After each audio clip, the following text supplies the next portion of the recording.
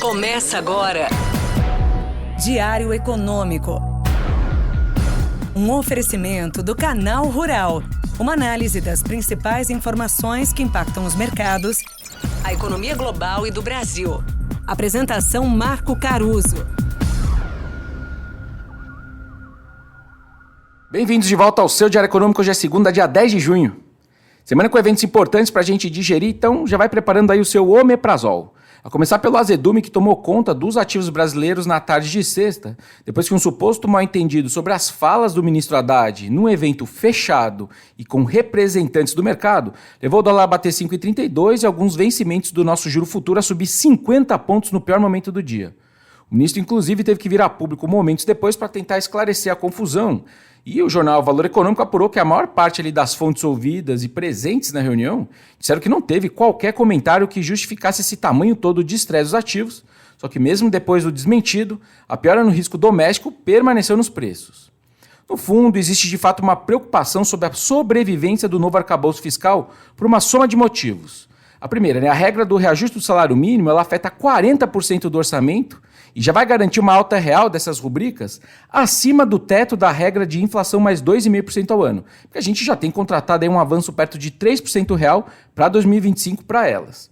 O piso das despesas com saúde e educação foi reindexado à receita, já está subindo bem, e a depender então do tamanho do incremento da receita, as duas despesas vão comer as demais, inclusive junto ali com o salário mínimo, reduzindo então cada vez mais o espaço de manobra do ajuste fiscal. E agora, depois da resposta do empresariado à MP do PiscoFins, fica também a sensação de que a economia real vai começar a ser mais reativa a essa opção do governo de ficar ajustando as contas só subindo imposto. Em poucas palavras, o que o mercado se pergunta é qual é a viabilidade da arrumação fiscal, da maneira que está sendo feita, e qual é a chance de realmente a gente ter regras fiscais que não sejam mudadas todos os anos. Então acho que é um momento bem importante para a gente tentar entender o tamanho do desafio que vai se colocando aí na nossa frente. Outro ponto que vale mencionar, ainda no campo político, só que agora internacional, foi o resultado das eleições para o Parlamento Europeu, com ganhos importantes aí para a direita e para a extrema-direita da Alemanha, da França e de outros países. A projeção inicial que essa turma aí deve ter levado perto de 25% dos assentos, contra 20% que eles pegaram lá em 2019. Tanto que o Macron mandou convocar uma eleição parlamentar antecipada. Nas palavras dele, eu decidi devolver a vocês a escolha. Só que em francês, obviamente. E também o primeiro-ministro belga pediu as contas por conta desses resultados, dado o tamanho da derrota do seu partido. O Parlamento Europeu então vai ficando com viés anti-imigração e anti-pautas verdes, colocando em dúvida, por exemplo, o Acordo Verde Europeu, que tinha aquela meta de emissão net zero de gases de efeito estufa e carbono neutro até 2050, entre outras coisas. Falando da agenda agora, o maior destaque lá fora fica com a reunião do FED e aqui com o IPCA de maio e o restante dos ativos de atividade do IBGE referentes a abril.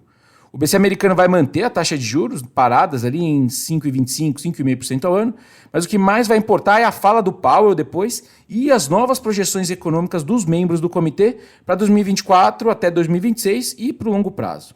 E o ponto mais importante vai ser a atualização também das projeções deles para a taxa básica.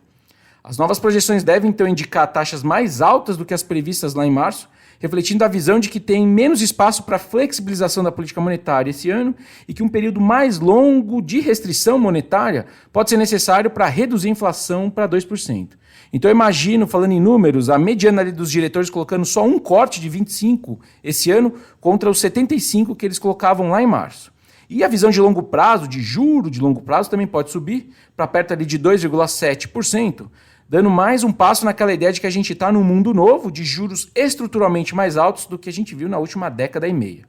É interessante destacar que essa decisão do FED vem no mesmo dia que sai a inflação para o consumidor americano, o CPI, referente a maio, e que pode dar uma melhorada, só que muito marginal frente a abril.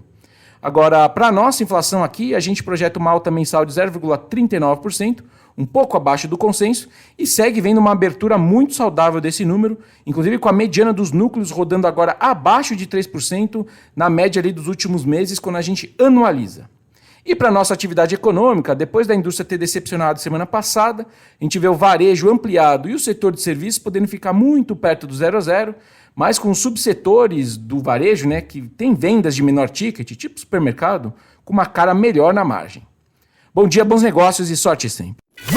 Você ouviu? Diário Econômico.